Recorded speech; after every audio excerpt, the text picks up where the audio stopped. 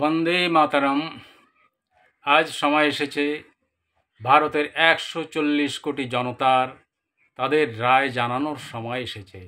আমি চাই দিল্লির পার্লামেন্টে খোলাখুলি আলোচনা হোক, বাংলাদেশি মানুষ তার সমস্যা এবং সমাধান নিয়ে, এবং সেই সঙ্গে বঙ্গভূমি সম্পর্কেও খোলাখুলি আলোচনা হোক। তবে এই আলোচনা হোক ১৯৭১ সালকে কেন্দ্র করে। সেই ১৯৭১ সাল যখন একটি বিশ্বযুদ্ধের সম্ভাবনাকে সামনে রেখেও শ্রীমতী ইন্দিরা গান্ধী ২৬,০০০ ভারতীয় জওয়ানের তাজা রক্ত দিয়ে ওই মুক্তিবাহিনীর সহায়তা নিয়ে বাংলাদেশ সৃষ্টি করেছিলেন। কিন্তু পরবর্তীতে কি দেখলাম, শেখ মুজিবুরের কাছে পরাজিত হয়ে ভারতকে বাংলাদেশের অঘোষিত কলোনিতে পরিণত করে যে মানুষকে ওই বাংলাদেশে পুনর্বাসিত করার কথা ছিল তাদের পুনর্বাসন করলো এই ভারতবর্ষে। তাই আমি চাই সেই ৭১ সালের সেই দিন থেকেই যে এই পরিস্থিতি তৈরি হয়েছে সেই বিষয় নিয়ে আলোচনা হোক, এবং আমি চাই ভারতবর্ষের সমস্ত রাজনৈতিক দল, ভারতের জাতীয় Congress, BJP, CPIM, Trinamool Congress, Samajwadi party, রাষ্ট্রীয় জনতা দল সহ সমস্ত দল তারা তাদের অভিমত তারা প্রকাশ করুক, এবং সেটা চাই আমি দিল্লির পার্লামেন্টের মাধ্যমে প্রকাশ করুক। আমি চাই পশ্চিমবঙ্গে খোলাখুলি এই বিষয়ে আলোচনা হোক।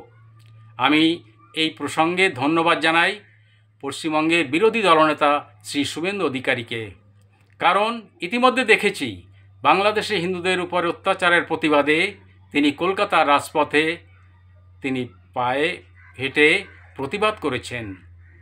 আমি চাই পশ্চিমবঙ্গের বিধানসভায় এই বিষয়ে খোলাখুলি আলোচনা হোক, এবং সমস্ত দল বিধানসভায় তারা পরিষ্কারভাবে তারা মতামত জানাক এই বাংলাদেশি অবস্থা এবং আমার এই স্বাধীন বঙ্গভূমি সম্পর্কে কার কি অভিমত।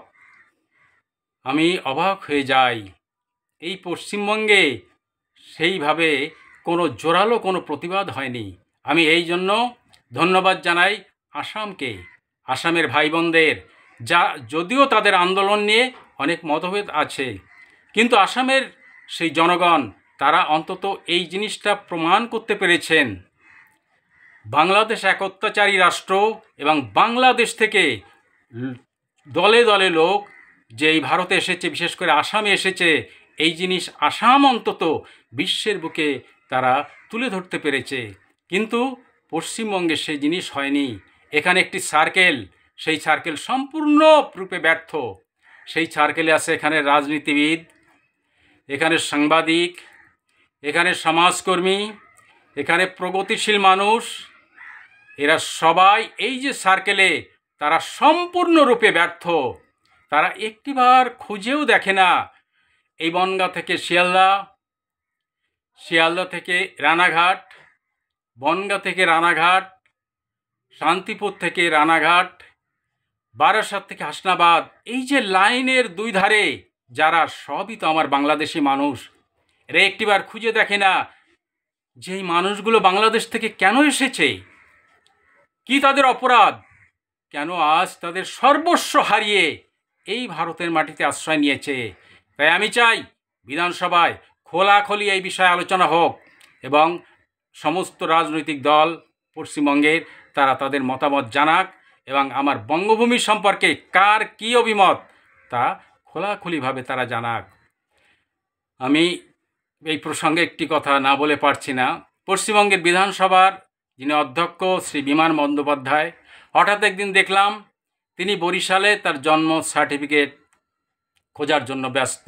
আমি ঠিক বুঝতে পারিনি কোন জন্য তিনি এই কাজ করেছেন।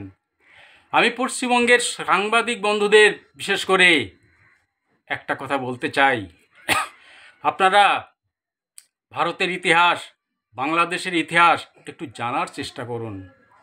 ১৯৭১ সালে ১ কোটি শরণার্থী মানুষ যখন পূর্ব পাকিস্তান থেকে এই ভারতের মাটিতে আশ্রয় নিয়েছিল,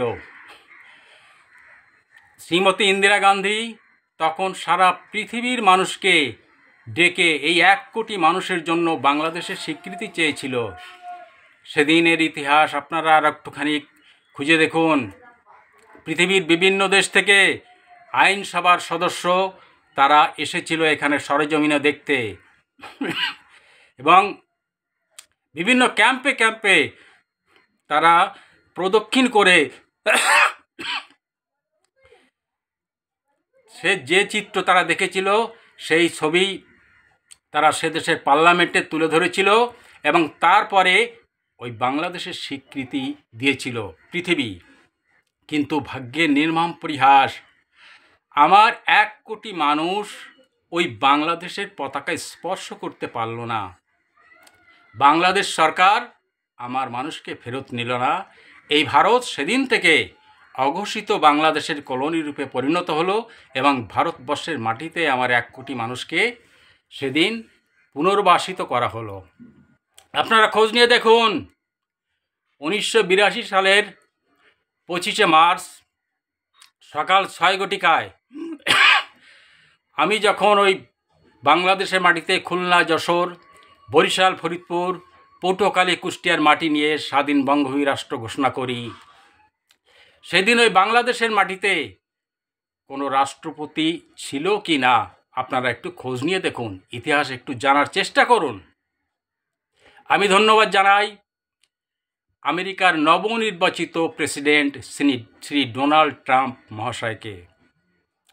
তিনি বাংলাদেশের হিন্দুদের উপর হওয়া অত্যাচারের বিরুদ্ধে যে সোচ্চার হয়েছেন, যে কথা বলেছেন, সেজন্য আমি বঙ্গভূমির রাষ্ট্রপতি রূপে তাকে আমি আন্তরিক অভিনন্দন জানাই।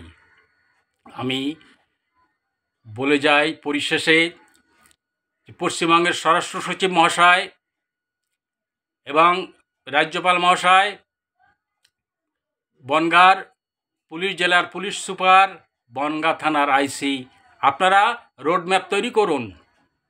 আমার লোক ওই গল্লামারি বঙ্গভূমির রাজধানীতে যাওয়ার জন্য প্রস্তুত। ঠিক কিভাবে আপনারা প্রশাসনিক সহযোগিতা দেবেন আপনারা সেটা প্রকাশ করুন, এবং অবিলম্বে আপনারা সেটা প্রকাশ করুন, কারণ আমার মানুষ যাওয়ার জন্য এখন চারিদিকে তারা প্রস্তুত হচ্ছে।